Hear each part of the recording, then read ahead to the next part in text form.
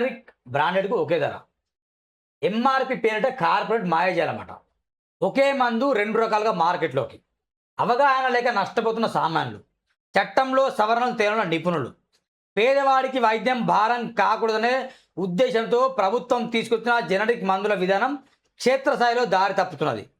పేదవాడికి వైద్యం అనేది పెద్ద మిస్టేక్. ఎక్కడుంది పేదవాడికి వైద్యం? అపోలో కావచ్చు, ఏఐజీ కావచ్చు, కేర్ హాస్పిటల్ కావచ్చు, పెద్ద పెద్ద హాస్పిటల్ ఉన్నాయి కదా ఈ హైదరాబాద్లో విపరీతంగా. నిజంగా రాజకీయ నాయకులకు అని దగ్గులేసిన అని తుమ్మినా ఎక్కడ వెళ్తారు? హాస్పిటల్ వెళ్తారు. యశోద హాస్పిటల్. కేటీఆర్కు పంటి నొప్పి లేచిన యశోద హాస్పిటల్. రాజకీయ నాయకులు కావచ్చు, రాజకీయ పిల్లలు కావచ్చు, వాళ్ళకు చిన్న నొప్పి లేచిన గవర్నమెంట్ హాస్పిటల్కి వెళ్ళరు. అలాంటిది వీళ్ళు గవర్నమెంట్ హాస్పిటల్ని బాగుపరుస్తాడా? ఈ మాట చెప్పిందంటే చెవిలో పువ్వు లేచినట్టే. ప్రభుత్వ విధానం పైన వీళ్ళకి నమ్మకం లేదు, ప్రభుత్వ ఆసుపత్రులపై నమ్మకం లేదు. అది పేదవాళ్ళ కోసమే ప్రభుత్వ ఆసుపత్రులు, పెద్దల కోసం కాదు. దాంట్లో సరిగా టాయిలెట్స్ ఉండవు, ఎక్కడ చూసినా స్కాములు, సరిగా మెడిసిన్స్ ఉండవు, సరిగా బాత్రూమ్స్ ఉండవు, సరిగా వెంటిలేటర్లు ఉండవు, సరిగా ఐసీయూలు ఉండవు, ఏముండవు మిత్రులారా. ఏదో నామకి వేస్తే భవనాలు మాత్రం పెద్ద పెద్దగా కనిపిస్తాయి. కానీ రాజకీయ నాయకులు కూడా ఎందుకు వెళ్ళరు?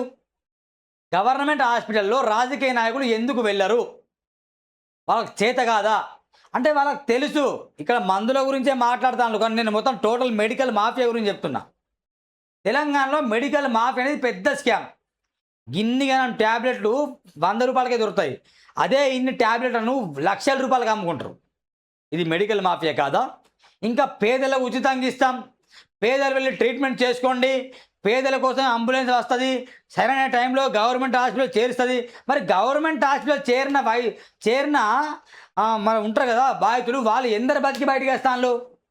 వాళ్ళకి ఎక్కడ న్యాయం జరుగుతుంది? గవర్నమెంట్ హాస్పిటల్ కూడా డెలివరీ అయితే వాళ్ళకు డబ్బులు ఇవ్వాల్సిందే అట.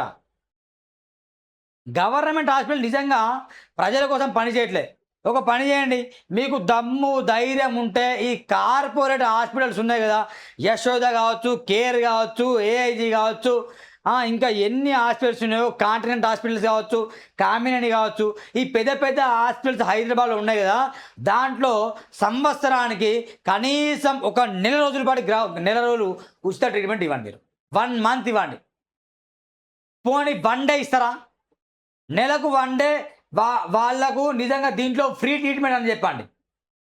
అప్పుడు నిజంగా ప్రభుత్వం పేదల కోసం పనిచేస్తుంది, పెద్దల కోసం పని చేయట్లే.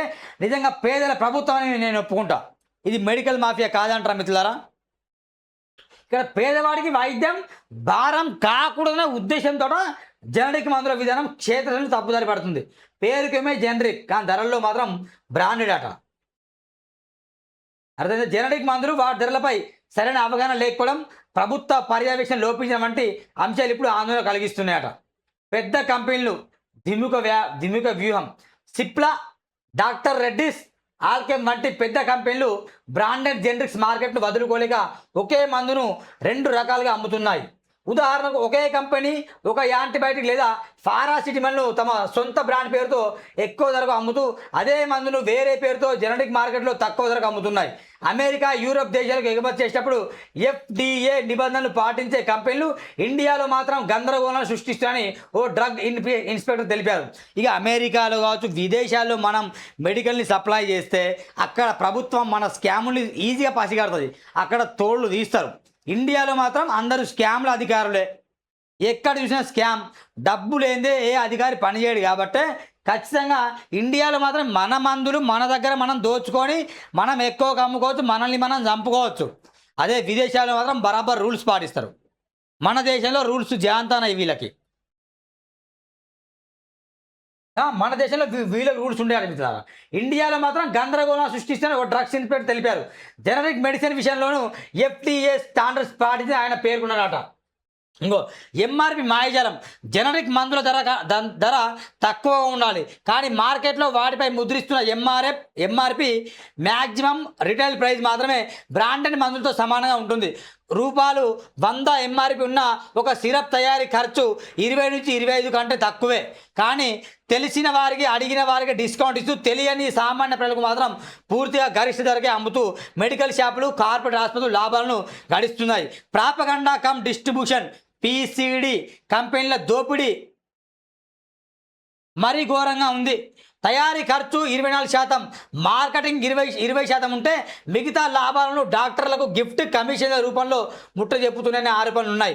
దీనివల్ల అటు డాక్టర్లు ఇటు మెడికల్ షాపుల వారు లాభపడుతుంటే చివరికి సామాన్య రోగి జేబు చిల్లిపడుతుంది. నిజంగా సామాన్య పౌరులు ఎందుకు గవర్నమెంట్ హాస్పిటల్ వెళ్తారండి? ఎందుకు జనరిక్ మందులు వాడతారండి? వాళ్ళ డబ్బులు లేకనే కదా. తక్కువ మెడిసిన్ ఇస్తే బాగుంటుందని చూస్తారా? ఆ వాళ్ళ దగ్గర డబ్బులు ఇట్లా జేబులకు మొత్తం ఫుల్. ఇక వాళ్ళ దగ్గర డబ్బులు లేవు కాబట్టి వాళ్ళు గవర్నమెంట్లో వెళ్తారు. ఇక బలిసిన దగ్గర, పెద్ద రాజకీయ నాయకుల దగ్గర, ఎమ్మెల్యేల దగ్గర, ఎమ్మెల్సీల దగ్గర, మంత్రుల దగ్గర, వీళ్ళ దగ్గర కోట్లాను కోట్లు డబ్బు ఉంటుంది. ఈ డబ్బు మన దగ్గర దోచుకున్నది. వీళ్ళకి చిన్న గాయాలైనా ప్రైవేట్కి వెళ్తారు. వాళ్ళ డబ్బు ఉంది, వాళ్ళ దగ్గర డబ్బు కొరత లేదు. డబ్బు కొరతున్నది సామాన్య ప్రజల దగ్గర. ఈ కొరత ఉన్న వాళ్ళ దగ్గర మళ్ళీ వీళ్ళు దోపిడీ చేస్తారు. వీళ్ళని ఏమైనా లుచ్చరాకుండా అనకూడదా? ఇది మెడికల్ మాఫియా, విపరీతంగా మెడికల్ మాఫియా ఉంది మిత్రులారా తెలంగాణ రాష్ట్రంలో. ఈ మెడికల్ మాఫియాకు అండగా ఉన్నది రాజకీయ నాయకులే, వాళ్ళ కమిషన్లే. ఈ ప్రైవేట్ ఆసుపత్రులు రాజకీయ నాయకులే, వాళ్ళ కమిషన్లే. ఒక పేషెంట్ జైన్ అయితే దానిలో కమిషన్లే. ఏం చెప్పాలి మరి వీళ్ళని? ఇంత ఘోరం ఉంటుందా? ఇన్ని ఘోరం కమిషన్లు తీసుకుంటారు. హాస్పిటల్ వాళ్ళే కాబట్టి కమిషన్లు. ఇంకా వీళ్ళు ఎమ్మెల్యేలు, ఎమ్మెల్సీలు, మంత్రులు లోక్సభలో, రాజ్యసభలో, అసెంబ్లీలో, పార్లమెంట్లో వెళ్ళి ప్రభుత్వ విధానాల గురించి, ప్రభుత్వ రోగుల గురించి, వైద్యం గురించి మాట్లాడితే సిగ్గు అనిపిస్తుంది నాకు.